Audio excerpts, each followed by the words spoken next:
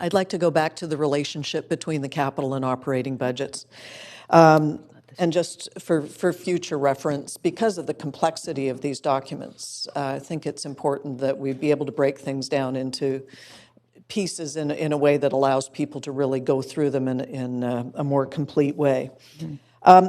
Did I hear it right? The sheet almost ready to send out to you, which has Great. the items, how much is for this year, and the impact. So that's the more detailed review, summary of the capital projects being funded. Yes. Okay, so you mentioned a number of $8 million equivalent to 1% property tax decrease.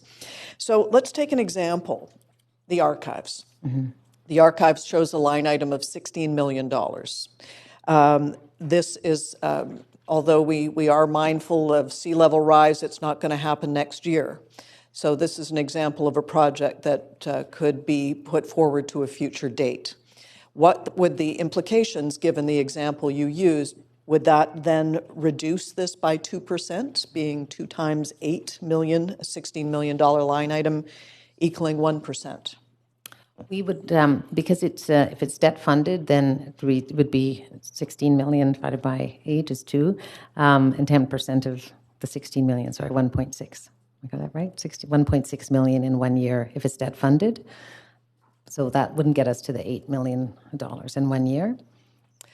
Okay, so the other piece is that I think we need to look at the sheet that'll send you out. It'll give you the projects that are coming forward and how much of that's happening in the current year. So also some of these are over multiple years. So by delaying it, might spread it out over a few years, maybe not all. And the other issue, if I might jump in, the other issue just on the archives, since it's a specific example, it's helpful to look at, is that the archives have outgrown their current space. So we're currently leasing additional space, which is now full. And so we if we don't make the move on the archives, we need to find a third storage place to accommodate their holdings, and so there are real constraints with that specific project and needing additional space. There's a difference between renting some storage space and $16 million, I think we'll agree. So I'd like to be able to go through in a more complete way and, again, have an understanding of the relationship, not only of service gaps, but on the fixed costs that are associated with this. And I'd like to be able to have details on, I think there was something in the order of 380 items that were listed in Appendix H, but there were no dollar figures attributed to them, just a checkbox of which area they are associated with. So it makes it very difficult to do any kind of detailed analysis when you don't have that information.